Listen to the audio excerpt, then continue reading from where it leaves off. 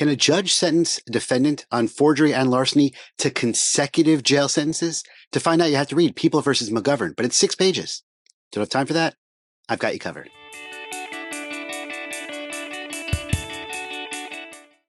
This is TLDR, Too Long Didn't Read, where I cover New York Court of Appeals cases, and I try to do it in 5 minutes or less. This is the episode on the case of People versus McGovern.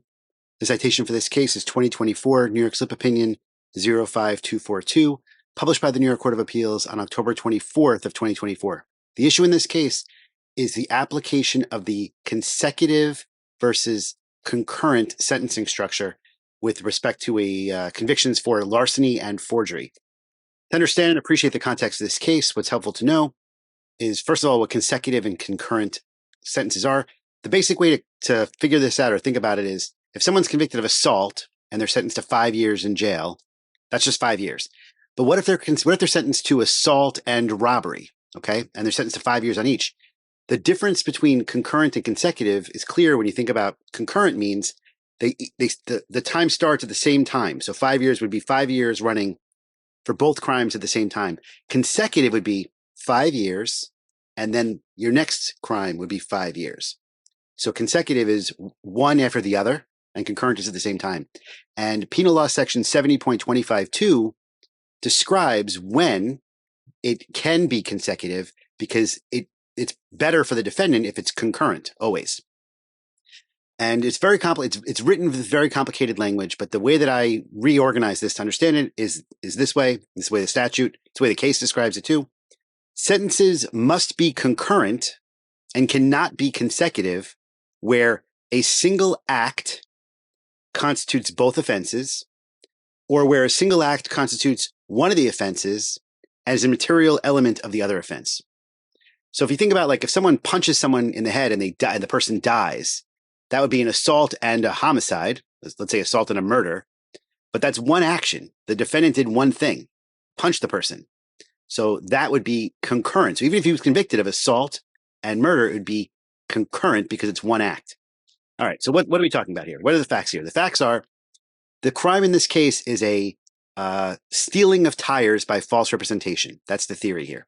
On July 5th of 2017, it's alleged that Express Tire Delivery Company received a telephone order from Basil Ford Truck Center by someone identifying himself as Joe Basil Jr. for the next day delivery. The next day, on July 6th, Express Tire Delivery Company sends over a truck with tires and follows the instructions of the order, which is, as they approach, they call the number that was given for Joe Basil Jr., who says, don't go to our normal site, go around the block or go next door. And next door, adjacent to that, to the Basil Ford Truck Center, was another truck and a person who identified himself as Joe Basil Jr., who said, I'm Joe Basil Jr. Yes, I approve this delivery. He said, I'm taking the tires for delivery, and they start moving the tires over into the truck that's there. At that point, the truck driver has him sign the tire invoice, which he signs it as Joe Basil. And ultimately, they bill the Basil Ford Truck Company, the Basil Ford Truck Center. And Basil Ford says, wait a second, we don't know who you're talking about. We didn't order tires. We didn't take delivery. It turns out they conduct an investigation, and ultimately the defendant is identified as the person who received the tires, signed Joe Basil Jr., and was therefore arrested, tried, and convicted of larceny in the 3rd degree, grand larceny in the 3rd degree, and forgery in the 2nd degree. Okay. And the judge sentenced the defendant to consecutive,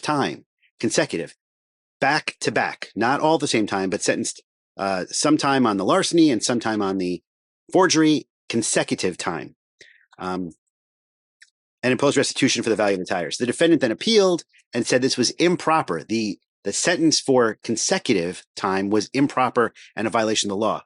The appellate division affirmed the judgment of the trial judge, said it was okay, and it goes to the Court of Appeals. And here, the defendant's sole claim here is that the consecutive sentences are unlawful because of under 70.252, they come from the same transaction. This is one act, according to the defendant. And so it couldn't be, you're not allowed under 70.252, sub 2, to give consecutive, according to the defendant's theory here. The Court of Appeals then goes through that section, 70.252, and talks about the two different prongs, the two different ways in which it must be, if it's either of these things, then it must, if it's either of these things, it can be consecutive. If it's not, then it must be concurrent. So they say that the first possible prong is where the actus reus, which is the actual act, is a single inseparable act that violates more than one statute. Think the punch to the head that kills somebody. That's one act.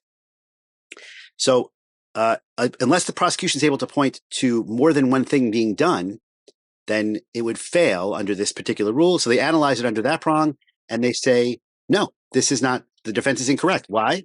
Because the property, the tires were put into that truck, and then the defendant allegedly signed Joe Basil Jr. Those are two different acts, two different conducts, where the defendant says, put it in the truck, and it starts being put in the truck. And then later, minutes later, perhaps, maybe moments later, but it's definitely a different act, the defendant identifies himself as Joe Basil Jr. Those are different acts. So that's not a way to overcome this consecutive sentences. And the second prong is whether the acts consist of one offense, and that is a material element of a second offense. And they go through they analyze the facts under that prong, and they say that's not here. Forgery is not a necessary element of larceny because it can be done a different way, and larceny is not a necessary element of forgery because it can be done a different way. They're not the same crime, and they don't contain the same elements. And since neither of those prongs apply, consecutive sentencing is appropriate. It's not presumptively and required to be concurrent, and the defendant's appeal is dismissed. It's denied. And that's the case of People versus McGovern. Have a good day. If you like what you just saw and want to see more just like it, please hit like or subscribe to let me know.